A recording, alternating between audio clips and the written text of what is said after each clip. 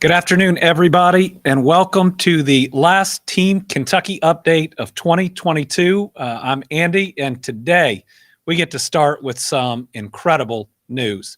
We just got word earlier this morning that the federal government has awarded what is believed to be the largest or one of the largest infrastructure grants in U.S. history to help us rebuild, to help us build a companion bridge for the Brent Spence corridor.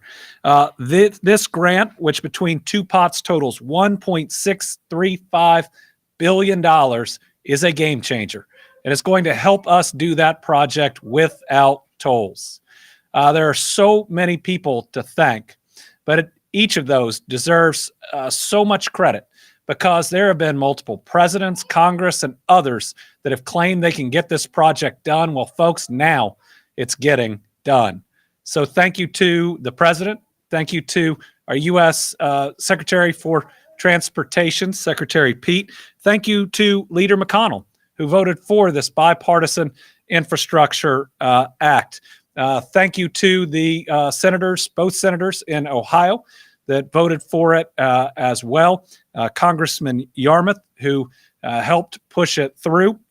Thank you to the General Assembly and its leadership that allocated $250 million towards this project so our application could be the strongest it would be, saying we've already put in the dollars that the state would need. Thank you to all the local leaders as well. Listen, we pushed all the partisanship aside. We did this as a team, Democrats and Republicans, all the way from the White House down to local government, and look at what we have just accomplished, one of the largest infrastructure grants in U.S. history. I'd say congratulations to Northern Kentucky, but this is so much bigger than that.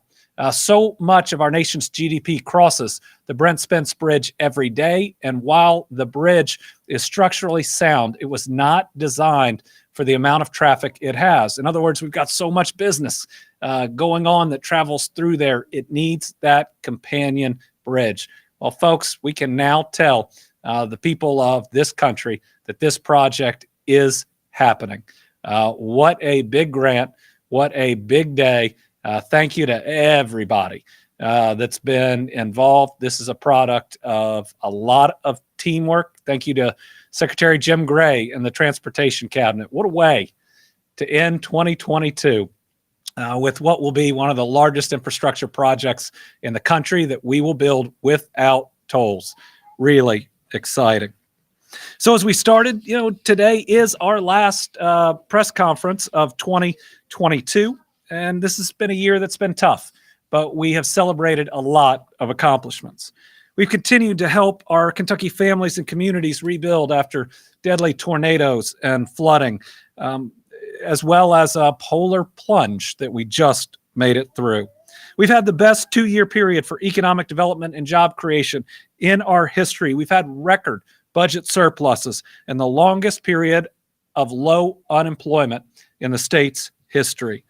This year, with our business partners, we cemented Kentucky as the electric vehicle battery production capital of the United States of America by following up on last year's largest ever economic development project, Ford Motor Company and SK On's Hardin County Blue Oval SK Battery Park, which we broke ground on this year, as well as breaking ground on the second largest economic development project in state history, Envision AESC's $2 billion facility in Bowling Green. This year, we announced the largest economic development project in the history of Western Kentucky with Ascend Elements, another boost to the EV production industry in the Commonwealth. Together, we increased efforts to improve public safety, including one of the largest raises ever to the Kentucky State Police, something that has stopped retirements, has helped with retention, and we've had some of the larger classes with the most applications that we've seen in a long time. We were able to boost the training stipend for local law enforcement all across Kentucky as localities have raised their pay as well. And we are currently making the largest reforms to the juvenile justice system in about 20 years. I continue to be thankful for our first responders. We needed them again these last couple weeks. They include our Kentucky National Guard, best guard in the entire country, our Kentucky State Police, Fish and wildlife officers, and others, local first responders who answer the call every time. Thank you for protecting our families in disasters large or small and being there when people need you the most. This year, we also pushed forward on major infrastructure projects that have been planned for decades. The I-69 Ohio River crossing, we're now working on every single part of that project, save the final bridge, which will require Indiana to get its approach built. You look at Kentucky Highway 30 from Boonville to London, which we finished. The Mountain Parkway expansion, where we now have every piece either in the planning or in the construction. Herald to many, and what that's going to do for Eastern Kentucky. Our work on the airport in Paducah and how that's going to open up that region further. And yes, today's announcement that the Brent Spence Bridge Corridor project is going forward. It should go forward without tolls. Thank you to our federal government, to the president, and to everybody else for that enormous $1.6 plus billion grant. We've also focused on boosting our workforce participation by improving health in critical areas and helping those who suffered from addiction or have been incarcerated get into good jobs. Through our Better Kentucky plan, we're providing Kentucky families for the very first time for some with clean drinking water and high-speed internet.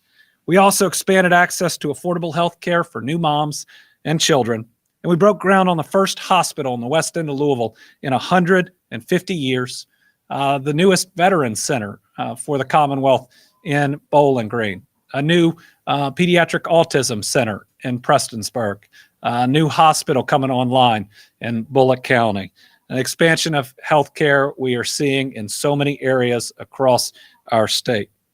And then after the General Assembly failed to take action once again, I issued an executive order to allow certain Kentuckians, like veterans suffering from PTSD and those suffering from chronic and terminal conditions like cancer, to access medical cannabis. That order takes effect soon, January 1st, 2023.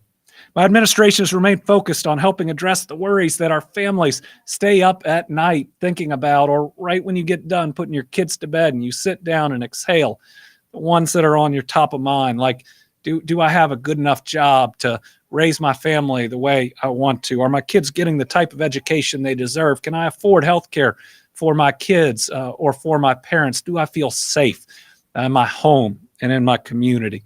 We're making sure we're making strides in each and every one of those areas, knowing that this isn't about moving a state to the right or the left, but to moving it forward. And those things that families care about most aren't partisan at all. I have faith that together we're building a better, brighter Kentucky, and that the trials and tribulations that we have been through these last several years are simply the work to get to that better place with more prosperity for all of our people.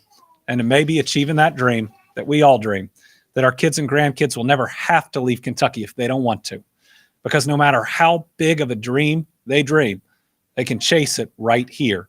That's our job, to make those opportunities and that prosperity possible. As a dad of young children, the direction of the state is personal to me. These major transformative changes in our economy that are occurring right now, the economy that my kids are going to participate in, grow up in, and being a Kentuckian that loves this state, seeing where we've been to where we can go, what's happened these last several years in terms of our economy, of the largest companies on planet Earth picking us over and over and over again when for so long we were passed over or passed by. It is a special moment, one full of potential that we have to grasp. So next week, on Wednesday at 7 p.m., I'll be giving my State of the Commonwealth address. Kentuckians can watch it on KET as well as my social media channels. We'll talk about what we've been through and how we've gotten through them together. But we'll also talk about where we need to go. The fact that grasping the most opportunity that we've ever seen in front of us takes work, and it takes investment. Investment in things like public education, where through our Education First plan, we'll address the 11,000 teacher vacancies by providing a desperately needed raise. For those that don't think it's needed, we fell from 42nd to 44th in teacher pay this year. Being 44th in teacher pay is not acceptable. It's about, finally, funding universal pre-K, which we can afford. If we truly want to create the workforce of the future, every child deserves to be kindergarten ready, and it's the fastest thing we can to improve our maternal workforce participation. It's worked everywhere they've done it. We are in a new era in Kentucky's history, one where the national economy is fundamentally changing, and one where we have a chance to be first in everything that we have ever dreamed of. So let's be proud of 2022. Let's be proud of how we came together to help those impacted by floods or this cold. Let's be proud about living out our faith and values of being good neighbors. Let's be proud of our achievements of the foundation that we are creating, but let's never be satisfied. Now, when we're talking about our kids and our kids' kids and their possibilities, we have always got to be pushing ahead. And the future of our kids demands that we put disagreements aside, and we actually achieve for them, that we work together for them, and that we do the right thing for them. I look forward to our important work in 2023. All right, let me give a quick update on this Arctic front polar plunge / what do they call it? Cyclone bomb that has come through Kentucky. Sadly, today I can confirm 4 weather-related fatalities, and we believe that 2 others are possible and or pending. The fatalities are in Logan County, Montgomery County, Marshall County, and Pulaski County. Now, there had been news stories on a weather-related death in Louisville. The coroner did not confirm that incident was weather-related. So that is our current set of confirmations. Our Commonwealth sheltering program faced some challenges. These are the travel trailers during the winter weather, but they had no significant damage. We were checking on them routinely. We had a lot of water lines, which was primarily the issue, getting frozen, and just a few issues with heating. We had Crockettsville, the park there that we ended up evacuating. Most people chose to leave. We took them to Buckhorn. The reason there was that we couldn't keep heat in the bathhouse, which we were able to keep in all of the other areas as a fallback if people had an emergency.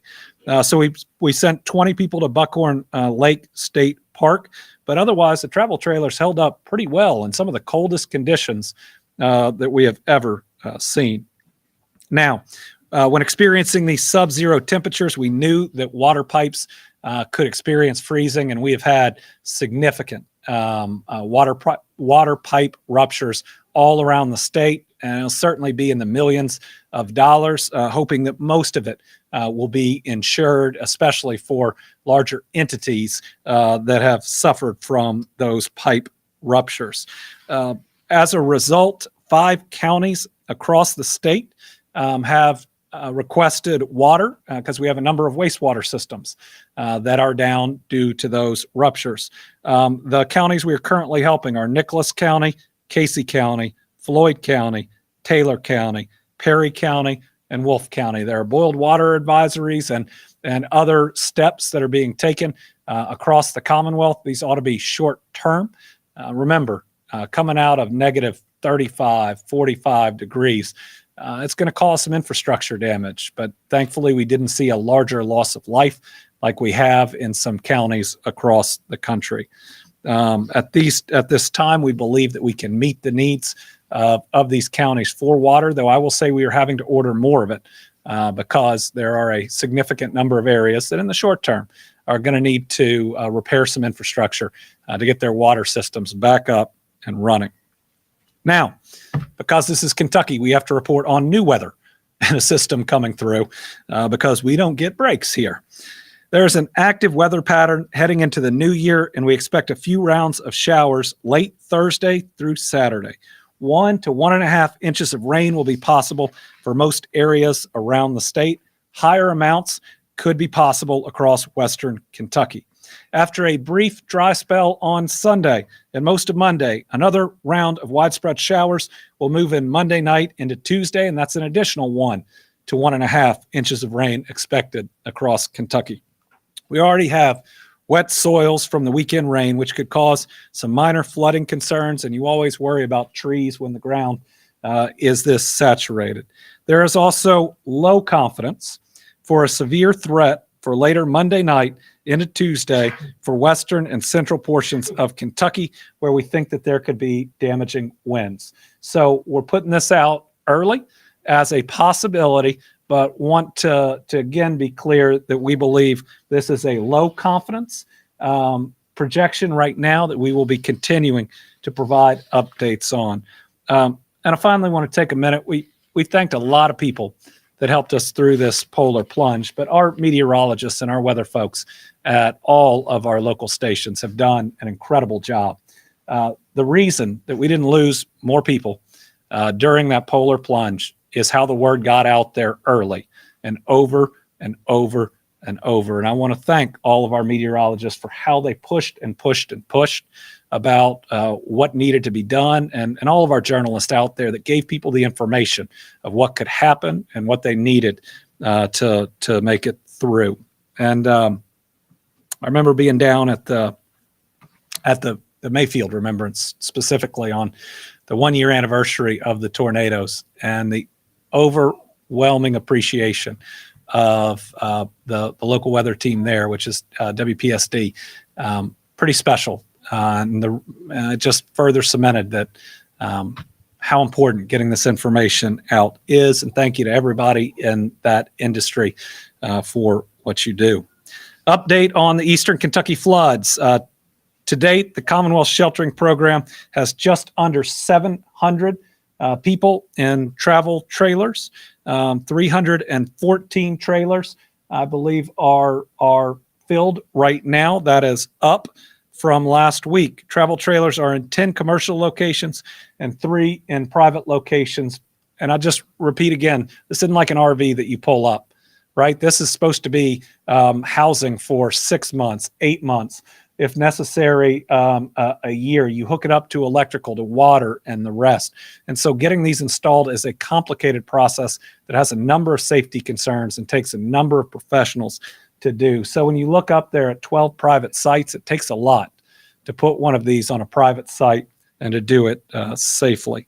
We still have 53 people sheltering at state parks. That's down from 360 at the height. FEMA total approved, now 93,538,182. That's up 674,000 from last week. So keep pushing your claims. Dollars continue to flow out.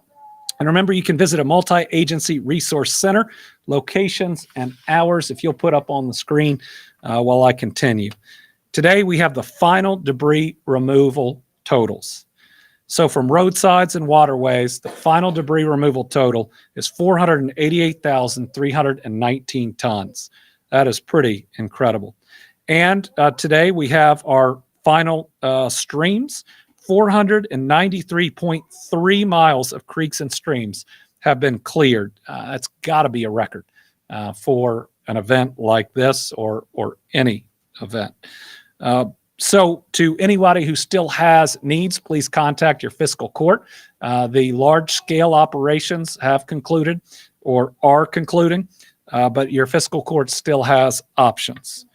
Just under 1,100 state and county-owned bridges have been inspected. About 100 were found to be need to be replaced or major repairs. To date, 25 have been replaced and 13 others have been repaired. Engineers are working on 42 temporary crossings as well. Donations are still needed to the Team Eastern Kentucky Flood Relief Fund. Remember, we got to provide a little bit of hope and an early Christmas present in announcing our first acquisition of high ground to rebuild communities, this one in Knott County. The dollars, some of the dollars towards rebuilding will need to come from that Team Eastern Kentucky Flood Relief Fund. So to those that give to it, know that it will go into permanent housing, which is desperately needed. But again, it takes time. Now, this is one of the most challenging rebuilds, I think, in U.S. history, because so many of these homes that need to be rebuilt are in the floodplain, and it's not safe to rebuild them there. And there is a lack of high ground where it is safe to rebuild. And so admittedly, this one is going to take longer. What we're doing is we are moving almost entire communities and making sure in the interim, people aren't in an unsafe place.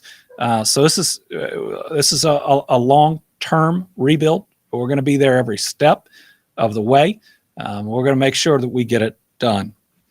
There's also an urgent need for blood donations across Kentucky. The recent severe weather caused donation sites to close, which has slowed donations that were desperately needed. According to the Kentucky Blood Center, there's a need for about 400 donors a day across 8 locations to just meet the current demand. Blood types most in need are B positive, B negative, O negative, and AB negative. So please, in the Christmas spirit, find a donation site near you by visiting redcross.org. I'll now turn it over to the Lieutenant Governor for some exciting funding announcements, and then we'll come back and we'll talk public health and name a couple Team Kentucky All-Stars. Still excited about what I think is the largest infrastructure grant in human history, at least in U.S. history. I'm embellishing a little. It's a big deal. I'm excited. Yeah, you should be. You should be. Thank you so much, Governor. I brought a special guest with me today to help make a really great announcement for all of the families in Kentucky. As you all know, Governor Beshear and I always put education first, and we have some really exciting news that is going to keep that at the forefront here in Kentucky. I'm particularly thrilled as a teacher, but also as the mom of an almost 3-year-old, to announce that the Federal Office of Early Childhood Development has selected Kentucky to receive $36 million in grant funding over the next 3 years. These dollars will support our families and the state's economy by ensuring that our children are kindergarten ready. Our youngest learners deserve the best start possible in school and in life. And this investment will make a difference for our kids, but it's also going to boost our workforce and our economy too. It'll help our parents get back to work, and it'll help students prepare for the future, for their future at a very, very young age. So just to give you an idea, when a child enters kindergarten ready for school, there's an 82% chance that that child will master the skills they need to by age 11. If they don't, there's only a 45% chance they will. And that's why that in addition to applying this federal funding, our administration also increased funding for early childhood education as well. This year, Team Kentucky's budget request of $125.9 million won legislative approval and fully funds full-day kindergarten for the children of the Commonwealth. During the next 2 years, Governor Beshear has allotted $1.4 million for the Governor's Office of Early Childhood, and the state will also invest another $6 million in the state's regional collaborative network and $1.4 million annually.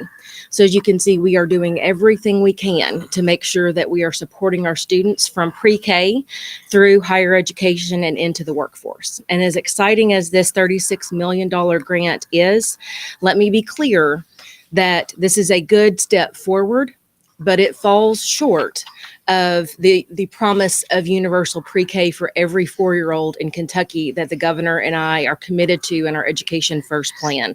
And you'll continue to hear us talk about the importance of that in the coming years. But this is an exciting day. It's a step in the right direction, but we really want to close the gap and make sure that universal pre-K is available for every 4-year-old in Kentucky. I'm going to turn it back over to the governor. Can you say bye? Thank you. Man, I can't compete with that. I also can't do that anymore. My 13-year-old's 5'9".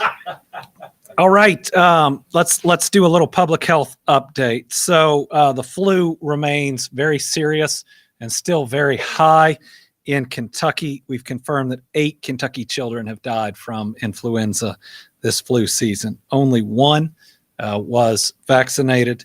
Several children who passed away were co-infected with other respiratory viruses. We're contributing to national surveillance efforts to determine if aggressive group A strep infections might be increasing that pediatric mortality alone, or in connection with flu.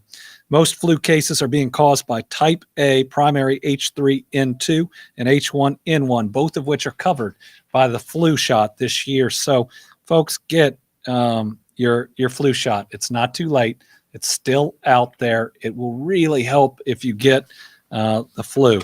RSV does appear to be declining, thankfully, but it's still contributing to increased hospitalizations in children. What I will say is I saw the pediatric bed numbers and ICU numbers this week, and they're in better shape than they've been in several weeks. We do have staffed beds that are open when almost all of them have been full, but there's still a lot of kids in the hospital, and none of us want to see that. That's got to be really scary for those parents. But in not good news, COVID is definitely increasing. We're seeing that holiday bump. I don't want to call it a surge because, again, a year ago, this entire map would have been red or yellow at this point. And so we are in a different time in COVID, but one where we want to make sure that everybody has the information they need to make the decisions that keep them safe and to take into account any medical conditions that they may have. We look at the new cases that are out there, and this is a real bump, and cases obviously are underreported now. They're underreported because there's a lot of take-home tests, but they're also underreported because people test positive at home, but feel good enough because they're vaccinated to not make a report or not go in and get one of these other tests. When you look at the vaccination numbers still, especially if you are a younger Kentuckian, it eliminates serious disease and or death. So we encourage people to not only get vaccinated, but get your booster. Not a lot of people have gotten the Omicron booster, and it does work, and it's really helpful. So you definitely see the increase here. You see it more in the positivity rate. So this shows you a little more of the type of bumps or increases that we had in the past. But remember, this is on a smaller number of tests. And when you come in and you get the full PCR test by a professional, which is what these are, you're pretty positive you got something pretty serious. Our hospitalization has gone up some, but again, this and the next two are the ones that show you we're in a different era of COVID, that while more people are getting sick, and we have lost more people over the last week than, say, the week before, the impact of a post-holiday increase or surge is nothing like it used to be. But with all that said, everybody, be safe. If you are immunocompromised and when you go out, wear that mask. I do like that in public. I see people now being very accepting of folks in masks, and that's where we need to get to. So if you feel like you need to wear one, wear one. You know how this thing works. You know your health. You might have something, even if you're very healthy, you might have something big coming up you don't want to miss. And I've seen people that are wearing masks leading up to those, making sure that they can attend that event that they really want to. If you're getting together with folks on New Year's, just be careful about those that might have other health conditions. And if you feel sick, just don't go to work. Test yourself. Don't send sick kids to school. If we just do those two things, we'll continue to do better and better against COVID. But again, don't go to work if you're sick.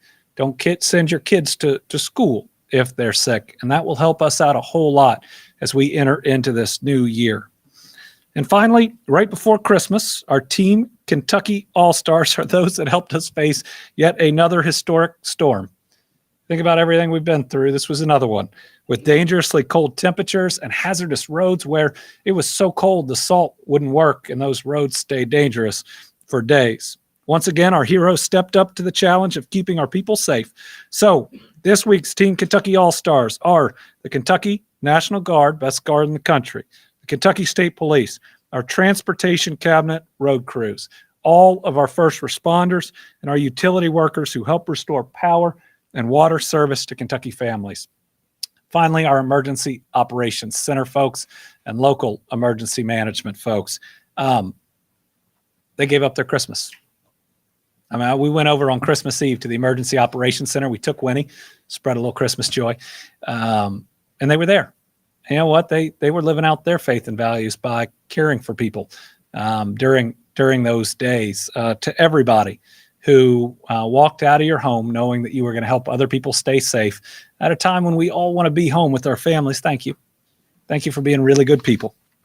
Okay, with that, we will open it up to what I think will be the final questions I take in 2022. So make them good. Tom Latek. Okay, thank you, Governor. I've got some Brent Spence questions since you brought that up. The first one is, I guess there's not really a timetable, but how long will it take once there's a go-ahead for that to get built? And how much more money is needed before this to pay for the whole thing? So we received, I would say, 98% of what we asked for from the federal government. Compared to the overall amount, what we didn't receive is in the tens of millions. So certainly this grant ought to do it. And we'll make sure that it'll do it. Now, this is going to be a project that takes years upon years when you look at what it's going to take. And we'll get a timetable out there. But now that we have these fundings, we can go ahead with the next major pieces, which are putting out RFPs for very significant work, securing land that has to be there, the design. In many ways, this is the moment where we put out that work that really moves the project forward, and we know it's going to happen. I remember in Louisville where we reached this point, and everything picked up in intensity from that point. Anna Latek. Thank you, Governor. I know Lieutenant Governor Coleman has left, but I didn't know the grant money that was received from the federal government, is this going to be applied towards immediately, like to the early ed programs, or is this going to be kind of like a staged implementation over like the next couple of school years? I believe that these dollars come in the next 3 years, if I recall correctly, what I read in that, and we're excited about how it can amplify other efforts that are out there. But I again want to be clear that this is a good help, but in no way a substitute for universal pre-K, which you will see us file a bill on in this next legislative session. If I remember right, universal pre-K is between $160 and $170 million a year for the Commonwealth. We're about to have a $1.5 billion surplus. So for what, about 11% of our surplus, we can make sure every child is kindergarten ready, save those families, $12,000, $14,000 in childcare a year, get people back into the workforce. And now it's becoming a competitive issue too, because Cincinnati, right on the other side of that, Brent Spence, is instituting universal pre-K in that city. I don't want to lose our great workers and citizens in Northern Kentucky to Cincinnati because of the advantage of what having publicly funded pre-K means. So this is a have to. I mean, do we want less education for our children than other states that offer this? No, this is a have to.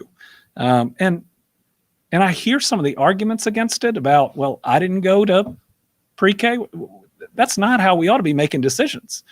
We ought to be doing the best we can for everybody. And isn't our job to provide more opportunities for the kids that come after us than we had? Isn't that what we call progress? I think so. Aaron. What would you like lawmakers to prioritize this legislative session, and what areas do you see there'll be some bipartisanship moving forward? Well, first, we need to prioritize our teacher vacancies and ensuring that we have the type of pay scale where we can get them filled. We have 11,000 teacher vacancies here in Kentucky. That means that so many students don't have a math teacher, an English teacher, a science teacher. And at a time when we're concerned about learning loss, and listen, I am too. I sat next to my kids during distance learning. You can't catch a kid up on math without a math teacher. We fell from 42nd to 44th in teacher pay this year. That says we didn't do enough in the last session. So our Education First plan pays for a 5% raise for every educator that works in a public school building. We need to get that passed. It's necessary to remain competitive and to provide for our kids. Universal pre-K is the second piece. That will do more for workforce, more to help our families than just about anything else. Medical marijuana, it is time. I did my best with that executive order, but there are limitations to it. And yesterday I talked to moms of children that are really suffering or who have parents that are suffering, that this is such a better answer for than 16, 17 prescriptions, most of them opioids. If nothing else, our veterans suffering from PTSD because of their sacrifice for this country deserve this option. Sports betting. It's time for that to move ahead. Additional raises for state employees were provided for in the last budget. They've just got to authorize them this time around. I believe the retirees, state retirees who aren't a part of an automatic COLA, we ought to look at a one-time COLA to help them, especially in times of inflation. And we got to provide funding for the Bowling Green Veterans Center, where we need a little bit more. And there's a number of, there'll be a lot of bipartisanship on cleaning up pieces of legislation, because far too many bills were passed in the last session, oftentimes with a full substitute, where nobody had time to read it, and it was passed through. Just a lot of corrections there that hopefully will all work together on. State parks, which have opened their doors and provided safety to so many, have a lot of needs, and there's a plan in front of the General Assembly that we need them to activate and fund as well. I know I've missed some things, but I believe that you will see on a whole lot of the pieces a lot of cooperation.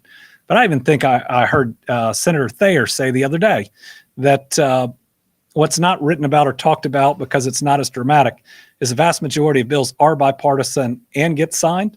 And I appreciate him saying that about how much we work together in a bipartisan fashion. I hope we'll all remember that. Kristen. Yes, can you provide any more details or timeline information on how the state is helping get water turned back on in communities that still didn't have it? Yeah, so our main job in an emergency, which is where we're in right now, is to provide water while those utility crews are working on the pipes. So we've ordered pallets of water. We can order trucks of water. For instance, in the flooding, when so much infrastructure was just wiped out, we were sending trucks of water to hospitals so that they could fill up their reserves to stay in operation. And so we work with each county to create a plan to do that. In the meantime, the utility companies all across the state end up working together, sending additional people like you see it most in utility lines, right? When people come in from different areas and counties to do that. What needs to be done here is replacement of pipes. That is our primary job to get things running. But we will be ordering water and shipping water.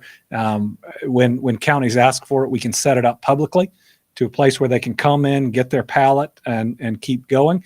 And what a county is going to need is going to change depending on whether they have no water, whether they have a boiled water advisory, where as long as you boil it, it will be safe, or other needs. But emergency operations is working with those counties specifically on a plan that meets each of their needs, and we'll have more. We've got institutions, universities, and others with massive water rupture and pipe damage. It'll be some of the most we've seen, but we also haven't seen negative 35 wind chill, at least since 1989, I think. All right, virtually, we've got Al Cross. Thank you, Governor. Happy New Year's to you and yours. On January 1st, with the limited medical cannabis, it's still, as I understand it, not going to be convenient for people in the two most populated regions of Kentucky, because it's not available in Indiana, and Ohio only makes it available to residents of Ohio. I'm asking you if that is in fact correct, and what other states joining us have that sort of limitation. Right. It's not going to, the executive order isn't going to make it convenient for anyone on the medical marijuana front. What it will ensure is that they're not a criminal. And that's the limitations that I have in executive power. And that's the limitations that other states have set if we don't have our own full program. And it's why it's so important that the legislature go ahead and pass medical marijuana. We've been reaching out and trying to work with other states on what we can do and how we can do it. One avenue that we are working on that we hope will provide an opportunity is Delta 8. So Delta 8, which I know you know, Al, is in between hemp and marijuana. It has been ruled legal by a Northern Kentucky circuit judge. And so we are setting up a program to regulate Delta 8. Now, that doesn't mirror any other state's medical marijuana program, but we do want to have discussions with them on what reciprocity could look like. And listen, this is a chance for other states to profit ultimately, because we don't have one of these systems. I want our people to be able to get it close to home. I don't want them to have to drive to Illinois, but that takes an act of the legislature. I am the first to admit the executive order is imperfect, because the legislature should have done this a long time ago, but it's also fluid. And just by reissuing an additional executive order, we can shore up anything that we have the ability to, as we have those discussions with other states. Also, the Palm Card for law enforcement will be out there by January 1st. It is very simple. But just talking to the Mothers for Medical Marijuana the other day, the executive order is a step they find exciting and provides them some comfort that they won't be prosecuted, but it's not the answer. But I do hope it provides pressure. Austin Horn, Lexington Herald Leader.